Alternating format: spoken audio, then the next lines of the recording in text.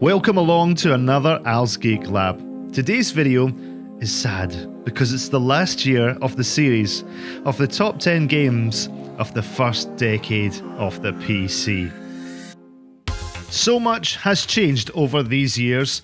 I'll do a recap video soon, I think, but for now I'm just going to focus on this year, 1991. The games you're seeing here, Castles, Goblins, Degeneration and 4D Boxing, are all absolute banger games of 1991. This is another year where it would have been a lot easier to make a top 20. Almost all of the hit games of 1991 were now available in glorious 256 colour VGA, many exclusively. Most had MIDI or digitised audio, and whilst the war of Amiga versus PC still raged on, the PC was drawing parallels at almost every occasion. Let's get on with 1991. In at number 10 then is The Terminator. For a film that came out in 1984, this game really took its time coming out. It came out at the same time as Terminator 2 was out in the movies. In 1989, a wee bit earlier, Vet came out, which was pretty much a sandbox game. You could drive around without too much in the way of rules in a massive expanse. Kinda like Grand Theft Auto. At its heart though, Vet was a driving game. The Terminator loosely follows the story of the first film, however it takes a leaf from the Vet book. Bethesda Softworks, who are still going strong today, made the Terminator a pretty advanced game. Written in pure assembly and over 35,000 lines of code, you start off as Kyle Reese to protect Sarah Connor from the cyborg sent back in time to kill her. Or you can be a nasty little bastard and play the Terminator himself and go after Reese and Sarah. Instead of San Francisco and Vet, the map is off Los Angeles and is beastly in size, effectively 10 by 6 miles. It's all in 3D and there are familiar landmarks such as the Dodger Stadium, Griffith Park and the Silver Lake Reservoir. Just like GTA, there's a map of the city. You can walk around, talk to people, make unethical decisions like hijack cars and drive them around, and then of course there's the shooting. This game was a first-person shooter at its heart and a driving game that came out just before Wolfenstein and way before Grand Theft Auto. A major accomplishment that would run even on a 286 due to its tight coding. The first time I played Scorched Earth, I went to a pal David's house. He was a bit older than me and had the moolah for a fancy VGA 386. And whilst I was still kicking my Mono XT for at least another year or so, this lucky plonker had a fairly high-res display so he could play Scorched Earth as it was intended. If you're an avid fan, read Al's Geek Lab Nerd, of my top 10 videos, then you'll remember Nightfire from 1986. The game was simple. You were a tank and you chose the angle and velocity of your gun. A randomly drawn landscape would be presented to you.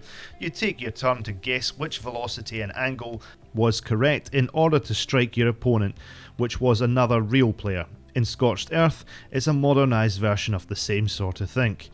You can play against many opponents, including the CPU. There are fancy weapons to choose from, including a bit of napalm, which always warmed my cockles. One cannot simply get the weapons without having the money though. To get the moolah, you need to defeat your enemy. I don't know what it is about these simple games, but they're so addictive, and Scorched Earth is the mother when it comes to these sort of games. It's got adverse weather conditions, different terrain, and a bit of humour in places. Therefore, it gets number 9. In at number 8 then is Sid Meier's Civilization. Sid Meier had been at the peak of strategy and simulation games for almost the entirety of the 1980s. It's like he was coding on crack because the boy never stopped pumping out bangers, left, right and centre. However, some would say that Civilization is his seminal hit. I mean, where else can you go after building an entire freaking human civilization? If you haven't played Civ yet, then basically you start off with a sparse map where over thousands of years you get the chance to develop as you see fit. You can set governments, tax your minions, research new technologies such as pottery, the wheel, all the way through to spaceflight. You can go to war with other civilizations that are controlled by the computer, or if you want, you can be a peace-loving deity that leads your empire through alliances. The game went on to sell a cool 1.5 million copies. It's had many remakes, including a multiplayer one in 1995. When you start off, you get a choice to use historical or modern civilization types. When you start your randomly generated world, you need to do a bit of exploring and building before you can get started on your quest. Civilizations include the Americans, the Aztecs, Mongols and Romans, and you'll start in the year 4000 BC and can go up to 2100 AD. If you think about the good bits from SimCity, Populous, and even Railroad Tycoon, mush them together, then you get something that looks like Civilization. If that sort of game is your bag, then Civilization is definitely for you. In at number 7 is Catacomb 3D and Hover Tank 3D. This is the first cheat that you're going to see me make in this top 10. Sorry, not sorry. id Software had been smashing out the games for soft disk for a while. The Commander Keen series, for example, was still being foisted upon us all. However, the crazy ideas from the deep had already begun. By April of 1991, Carmack & Co. released Hover Tank 3D. Think Doom, but in a hovercraft that bobs, and you have to rescue damsels and dudes in distress and defeat any aliens in your way, but also with really crap graphics. Note in this game the lack of textures on the walls, and also note the off-puttingly orgasmic noise that is emitted when you pick up one of your captured cretins. Each level has a countdown timer to add a little bit of suspense, and once you complete a level you are doled out with a big wad of cash depending on how many captives you save. Fast forward towards the end of the year, and id have been busy updating that engine to provide texture mapped walls in Catacomb 3D, which is a 3D version of their earlier Catacombs series. In all its EGA wonder, you can clearly see that Wolfenstein 3D was just around the corner. I find these games incredibly interesting because to me they feel like an alpha and a beta version of Wolf 3D respectively. The map in Hover Tank is a little helpful, but it's still incredibly difficult to navigate, and the lack of textured walls make it hard to get your bearings after just a few minutes. The fact that there is no animation on the captives and very poor animation on the baddies in Hover Tank makes it even worse. In Catacombs the baddies are animated. There are also treasures and door keys just like Wolf 3D. I also like the fact that this is playable on a fairly low-end PC and is EGA rather than VGA only. I'm cheating again. Number 6 covers another 2 games from another company. This time it's Sierra with Police Quest 3 and Space Quest 4. 1991 saw the first year of a new version of Sierra's Creative Interpreter. Both games saw a refreshed interface, no more typing, an icon-based mouse-driven system was now in place. With Police Quest 3, none other than Jan Hammer of Miami Vice fame produced the music for the game, and Mark Crow of Space Quest fame did the art and directed the game too. The game continues with Sonny Bonds, now a sergeant, who is looking for a more peaceful life with his wife Marie. Unfortunately, Sonny's desire for a more peaceful life will not be met as his wife is attacked. The level of realism and the digitized graphics in this game are top notch. If you're a fan of the Police Quest series, you may like this one more than the other ones. The original AGI version was redone at the same time, and in most cases I'm happiest with the original AGI versions, including Leisure Suit Larry. However, Police Quest 1 was a lot easier to play when it was in the VGA mode and had decent driving controls. With Space Quest 4, the game sees our plunger-wielding protagonist return once again, this time reprising Sludge Vohall. We all thought he was long gone at the end of Space Quest 2, but there's nothing like a bit of story bending and a good splash of time distortion to remedy that one. Although not in the initial release, the entire game had digitized speech in a later version. The portrait-drawn graphics to some may appear artistic, but to me they haven't stood up as well as the graphics in Space Quest 2 or Space Quest 3 for that matter. I also found the humour and the stories a little bit tiresome compared with Space Quest 3. Still a worthy game of a top 10 however. Number 5 then, it's Monkey Island 2. I spent ages prattling on in my last video on 1990 on the review of Monkey Island, so I'll give you a break from extolling those virtues again. This game takes place in the not too distant future after the end of Monkey Island 1. Guybrush Threepwood is looking for the mysterious treasure of Big Whoop. It's not long before a mishap involving LeChuck's old first mate Largo ensues. Guybrush stupidly shows Largo the LeChuck beard clipping he took from him when he defeated him in the first game. Naturally, with all things ghost, one can be reincarnated simply with a little bit of beard hair, to which LeChuck comes back as a zombie and the terror ensues. Just as Monkey Island before it, the game was a critical success, but not so much a commercial one. For a game that is still about pirates, it's a wee bit ironic therefore that everyone and their dog pirated it. The art is great, the music is great, the humour is still top notch, and the story is almost as good as part 1. If you haven't played Monkey Island 2, just do it. At number 4 then, everyone's favourite filthy friend is back in its fourth instalment of Leisure Suit Larry. Al Lowe thought it would be funny to skip a number, which has led to many a flame war on Twitter and Reddit, which the joke, well, it still rumbles on to this day. Well done, Al, for making a joke that has lasted 29 years with Leisure Suit Larry 5. Anyway, at the end of Leisure Suit Larry 3, our hapless hero eventually managed to find love in the right place. And now that Larry Laffer and his partner in crime, Passionate Patty, the game gives you the ability to play as both Patty and Larry at different parts throughout the game. The game opens with Larry suffering from a case of amnesia and working for a mafia-run pornography company called Porn Prod Corp. When you play Patty, you start working as an FBI agent to dig up evidence that record companies are hiding subliminal messages in their songs. Although the backstories are disparate in the beginning, obviously our lovers' paths intertwine, and by the end Patty and Larry are back together. Larry 5 was a far shorter game than Larry 3. If Larry 3 was the Stephen King novel, then Larry 5 would be a Mills and Boon. Not that size ever caused an issue for Larry. The addition of the first Larry to feature a point-and-click interface helped make the gameplay a bit easier, and the puzzles seemed a little bit easier too. The ways to die were also a little bit more forgiving. I'm still torn on whether this is one of the better Larrys, or whether it's one of the worst. Either way, all of the Sierra Larry games are wonderful. And now is number 3. So, I'm really cheating here, but bear with me.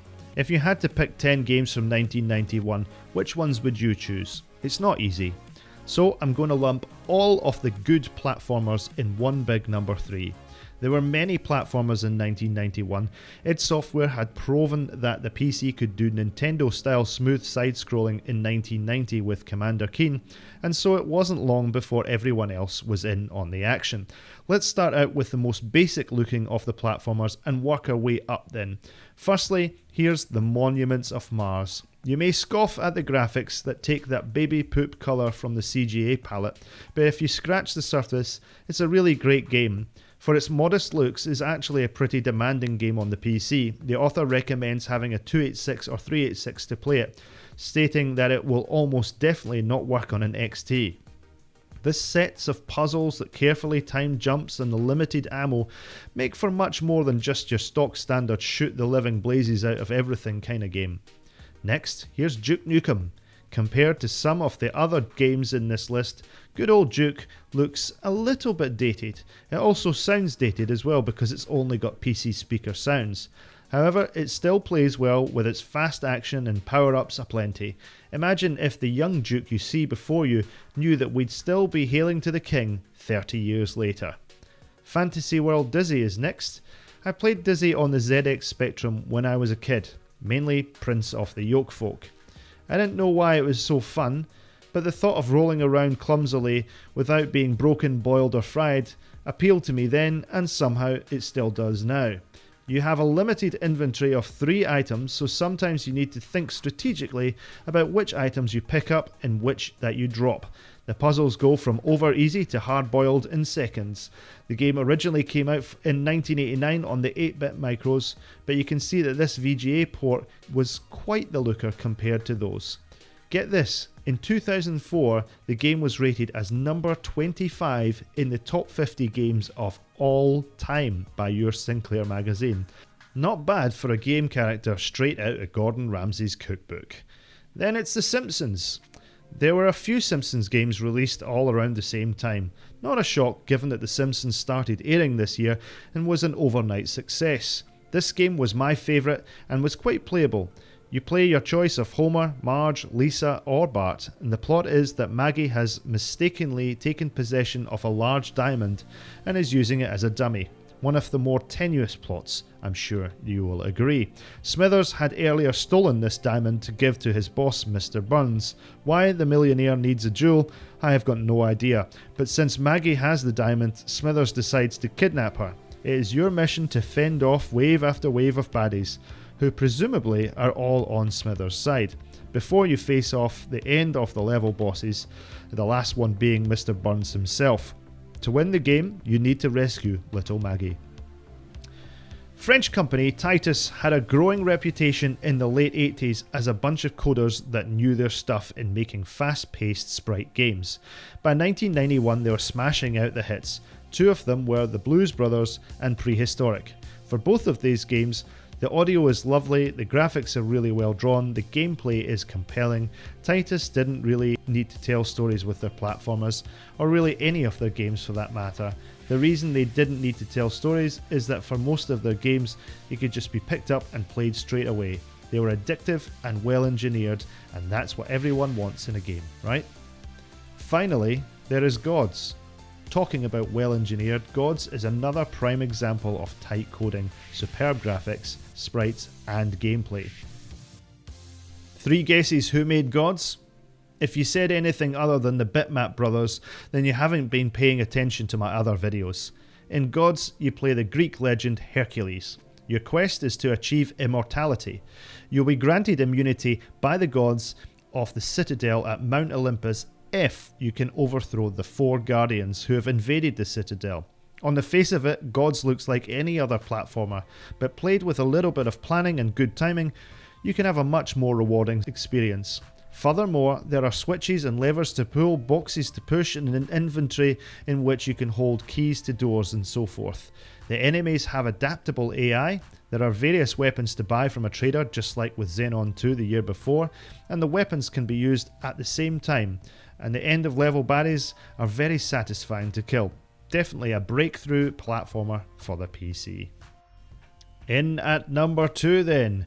Depending on where you were in the world, this game was either called Out of This World or Another World. Published by French company Delphine Software in 1991 in Europe and in 1992 in the USA, Another World is an absolute game changer. Pun intended. I mean, just look at it. Even today, I look at the graphics and I think, they don't look half bad. If it came out today, would people still play it with those graphics? Yeah, I reckon they probably would. The first thing that hits you about Another World is the cinematic feel to the game. What you might not know about this game is it was coded by just one man, Eric Shahi. He did the game engine, the art, the story. He even did a bit of the soundtrack, although he did get help with that. Eric lovingly made the game over 2 years. How he accomplished this with the hardware that was available between 1989 and 1991 was nothing short of a miracle. When you first start the game, you're greeted by the backstory. Lester, a scientist who is experimenting with some sort of particle accelerator that looks like some Hadron Collider out of CERN, he drives up to the lab one night to try out an experiment he's been thinking of. Nobody is in the office, the lights are low, and he begins the experiment. It all goes horribly wrong. A quick flash of wayward lightning and the computer terminal and desk he's sitting at vanish, taking Lester with it. A blink of an eye later, the desk and the computer and a chunk of the ground that the desk was sitting on are falling through an expanse of water. With that, you're launched into the game and have to swim to the top before you are consumed by watery monsters. When I first played this, I figured that I was still watching a cutscene because the graphics were still the same as the intro movie. The cinematic cutscenes are pervasive throughout the game, but rather than detract from the game like so many games that came later in the 90s, Another World blends the two perfectly. The lack of verbal dialogue is another quaint feature of the game that adds to the mystery, like an old French silent movie if you think about it. You're given no real clues as to what to do in the game, you're just in another world. You have to fight off all kinds of scary alien enemies and find your way through puzzles that you really have to be creative to get around. Later in the game you find a laser pistol which allows you to hit enemies as well as create a force field and also break down some walls. One thing to note about Another World though, and probably the main reason I didn't stick around to complete it, is because it's just incredibly hard. Just one hit and you're dead at any time throughout the game. Just as much as one little nick on your foot from a floor slug will take you right back to the beginning of the game. There are save points later, but they are few and far between. The controls can be a bit fiddly too. Either that, in some cases it feels like the collision detection is just off a little bit. There are puzzles which really get you saying "come on" a few times. So from that perspective, once you get over the excellent cinematography, you'll find the gameplay a bit too tedious in some places. Well, what can I say about our number one game? The games in these top 10 lists have always been about fun, first and foremost. More points are given for originality, and then of course graphics and sound, as well as the backstory. Lemmings, unless I'm mistaken, has pretty much no backstory, so let's count that out. And then there are graphics and sound. The music is lively, upbeat, MIDI affair with some cutesy sound effects here and there, but hardly anything to write home about. The graphics are static backgrounds, the EGA and VGA versions look okay, but the CGA version looks like someone had been drinking Purple Mountain Dew all day, washed it down with a quart of milk, and then got busy in the latrine. The animation of our little lemmings are nice enough, but hardly award-winning. There's only a few pixels high. So why is this game at number 1, I hear you cry? Well, actually, I don't hear you cry at all because I'm in my house working on this damn video, and unless you're not alive during the 90s, you'll have already played Lemmings, and you'll know how much fun it is. Good on you though, if you're watching this video and you weren't alive during the 90s though. Let me know in the comments if that's you. Anyway, whilst it's possible to play Lemmings with the keyboard, in 1991 most people were rodent owners, and so the mouse was the recommended way to play this title. Lemmings, just in case you didn't know, are dumb. Really dumb. In Psygnosis' game, they walk into the level and blindly walk forward until they hit something or fall off an edge. If they hit something hard like a wall, they'll about turn and head back the way they came. If it hits something less hard, they may walk upwards if it's not too steep, or walk towards some other form of elaborate death. Either way, the aim of the game is simple: rescue those lemmings. To do this, you need to get a certain percentage of them out of the exit door. You click on the lemming and give it a task to perform. These tasks include climbing, floating, bashing, and building. In some levels, the percentage that you need to actually rescue can be quite low, and this means in some cases you have to forfeit a lemming or two. Blockers, for example, can't be converted back into normal lemmings once they are committed to that job.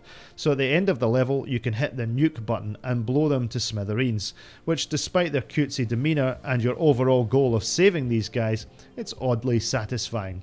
The levels get continually harder, so much so that getting to the end, the 100th level, is so difficult you may decide to stop playing after a while.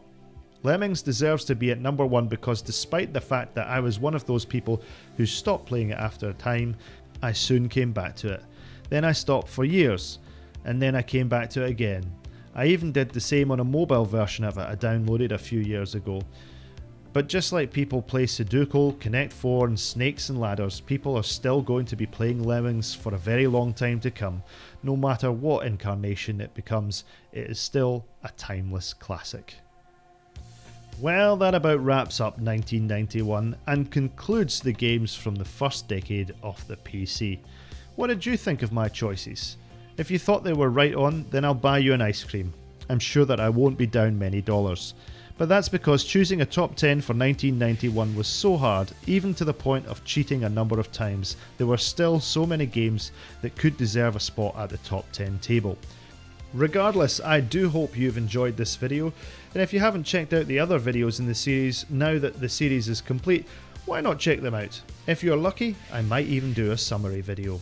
Until the next visit to Al's Geek Lab, I thank you very much for watching. I have lots of other videos on retro computing, retro gaming, and more stuff, so feel free to have a peruse around. If you like my stuff, then a wee click on that subscribe button will not only reward you with regular quality content, but also reward me with the warm, fuzzy feelings of people liking what I'm doing. Win-win, right? That's all, folks. Take care and be excellent to each other.